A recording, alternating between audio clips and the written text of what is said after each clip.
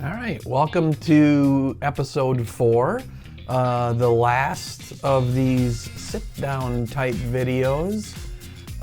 It's going to cover the remaining systems that I haven't addressed, so let's get it started.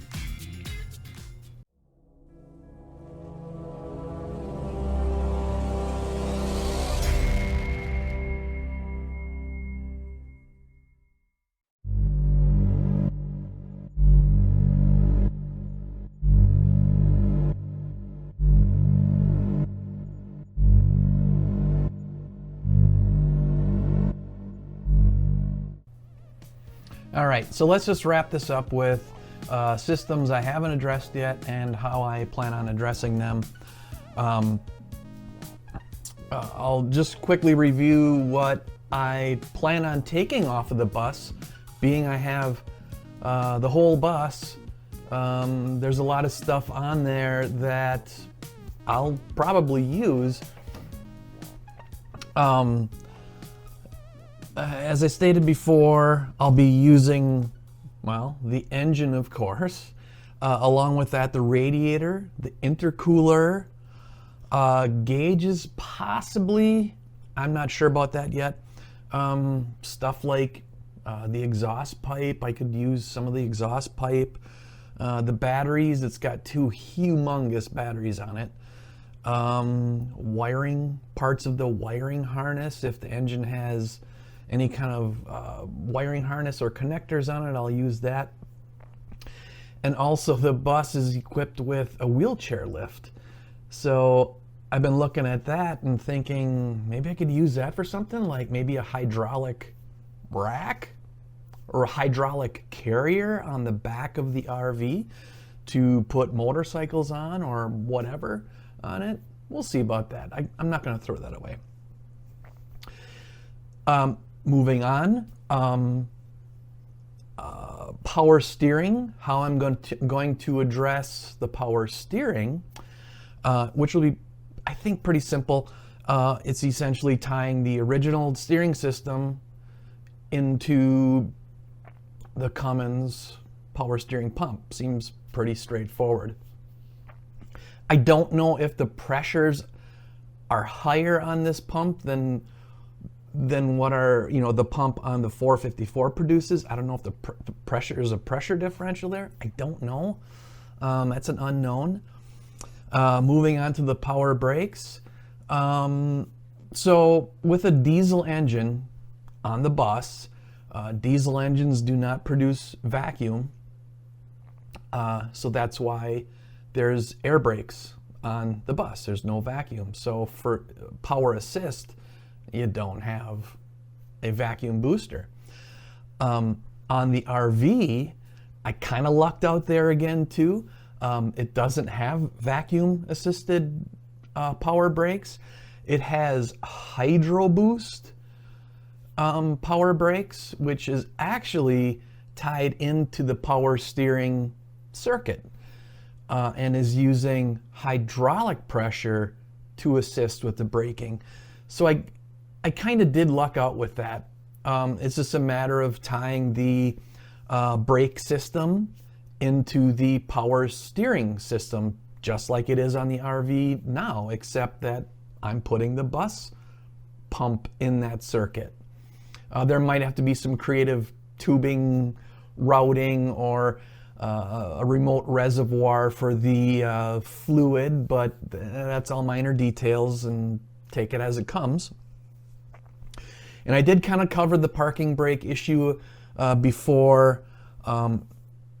It's not an issue now because I'm using the transmission, the 2350 that has a parking pole. So it has a park position, parking brake. It can come at a later time, but I will install it. Now regarding the vacuum operated systems on the RV, I noticed that the air HVAC, the vehicle HVAC controls are vacuum operated. So if that's an issue, if it can't be converted mechanically or swapped out somehow, I might have to install a small vacuum pump, a electric vacuum pump that'll run off of vehicle power. So that might have to be the answer for that. I'm not too worried about that right now. Air conditioning, as far as vehicle air conditioning. Right now, the RV does have AC on it, but it is the older R12 refrigerant, I believe, which you can't get anymore. So, or you can, but it might be difficult. Anyways, so I don't know how I'm going to approach that. For right now, if I need AC in the vehicle, I can just run the house AC, the AC on the top, while it's running. I can use an inverter, convert 12 volts to 120 volts to run the AC, the house AC, while we're driving. The diesel engine has no AC. The bus had no AC, so there's nothing to swap over, and I don't know how hard it would be to convert to a modern refrigerant. I'm sure it's all different components, different pumps, different evaporators, all that stuff, and I'm not going to dick with that. Transmission cooling, pretty important. You don't want it to heat up. Heat's what kills these things.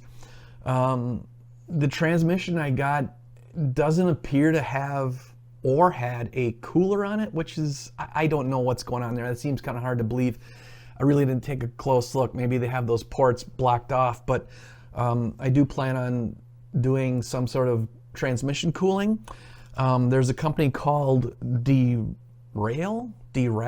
I don't know how to pronounce it, but they sell remote mounted trans coolers, and it doesn't necessarily have to go in front of the radiator. You can remote mount this small radiator anywhere on the vehicle underneath, and it has a cooling fan that blows cool air past the radiator, and it cools your transmission fluid. It's thermostatically controlled. Fan turns on when it needs cooling, off when it doesn't. So I'm probably going to go that route. And their prices were what I think pretty reasonable. We're really getting near to the end here, and it's kind of maybe not important, but wheels and tires. The ones that are on it now are original to 1985, and those tires are still available, but they're kind of expensive, and it's just old technology. We've moved on to the new sizing system, the P-metric sizing system, and if I do new tires, it requires wider rims by a ½ inch, and new tires. New tires, I'm going to need new rims, so it's an opportunity to get maybe some Alcoa wheels on there. I think that would look pretty cool, but pretty pricey. And the gauges, I had mentioned before, I might try to use the instrument cluster that's in the bus. It's got a multi-function type of dash where you push a button and one single gauge is used for multiple purposes: fuel level, engine temp, and stuff like that. I don't know if I'll be able to utilize that, and if I can't, I'll just set up gauges of my own. But with me bumping up the horsepower, I believe the minimum gauge package I will opt for is the EGT gauge, the boost gauge, and the trans temp gauge, and along with the speedometer, tachometer, all that stuff. So this is the last sit-down sit-down video, and so what's to come? We're going to dive in. We're going to do this swap, And the next videos are going to be carnage. We're going to start tearing apart the RV. I got to make preparations in my yard. I don't have a shop. This is going on in my alleyway. I have a 3-stall garage, and there's a slab on the side, and I need to prep that. There's a basketball hoop that needs to come down so I can fit this beast on my driveway, so I can start tearing out the engine and creating that hole for that Cummins to go in. So it's gonna get exciting. Stay tuned, and see you next time.